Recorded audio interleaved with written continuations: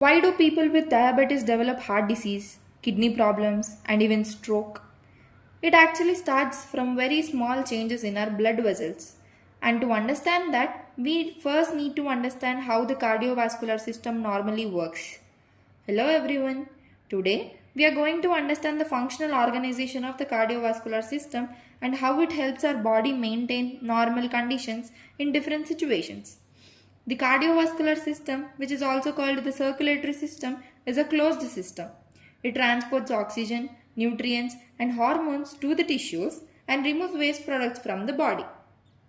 It also plays a very important role in maintaining homeostasis, like fluid balance and regulation of body temperature. These functions are carried out mainly in two ways. First, by changing the amount of blood pumped by the heart. That means if the heart pumps more blood, there will be more blood supply. If less, then less blood supply. Second, by changing the caliber of blood vessels. That means when vessels dilate, blood flow increases. When they constrict, blood flow decreases. It is very important for the circulatory system to function efficiently because our body faces different challenges in daily life. During exercise, muscles need more oxygen and energy. So, heart rate increases and then cardiac output increases. Blood vessels to muscles dilate, so more blood reaches the muscles. And in hot environment, body temperature rises.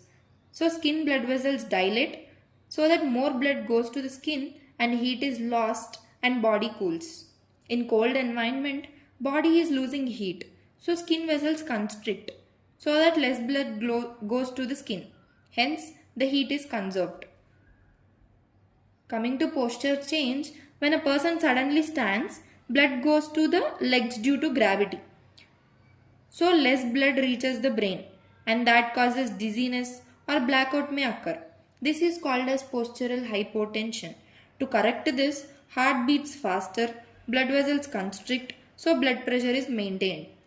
And in fear, anger, or anxiety, sympathetic system is activated and heart rate increases, blood pressure increases, and the blood vessels to muscles dilate and to gut constrict as the body prepares for fight or flight.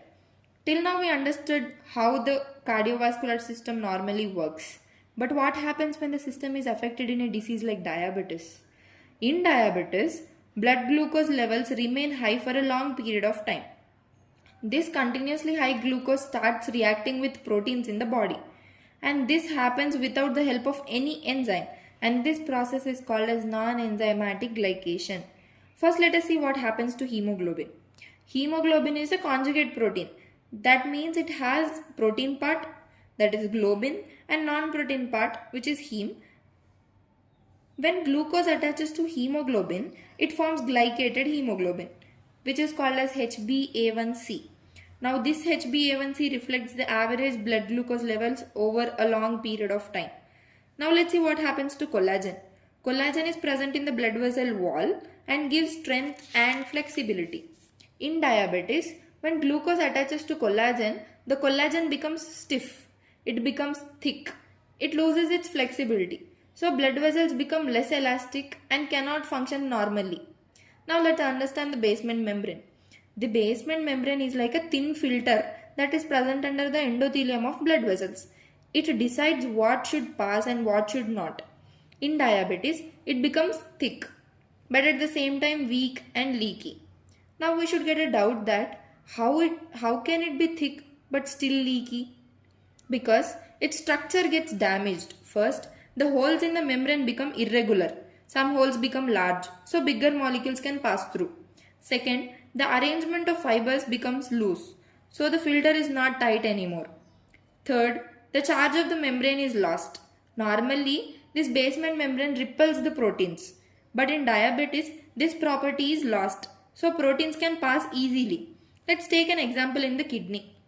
Normally, proteins like albumin should not pass into the urine, but in diabetes, due to this damage, proteins leak into the urine. This is called as proteinuria. This is commonly seen in chronic uncontrolled diabetes. Now let's see what happens to LDL cholesterol. In diabetes, LDL also gets glycated. Now this glycated LDL easily deposits in the blood vessel walls and leads to plaque formation. After glycation, proteins form something which is called as advanced glycation end products, AGEs. Now these AGEs make proteins sticky. They trap LDL easily and damage the endothelium. So overall what is happening? High glucose causes glycation and that leads to vessel damage. This leads to serious complications like heart attack, stroke, kidney failure. So now you can clearly understand how a simple increase in blood glucose can slowly damage the entire cardiovascular system. That is why controlling blood glucose is very important. If you found this helpful, stay tuned for simple medical concepts.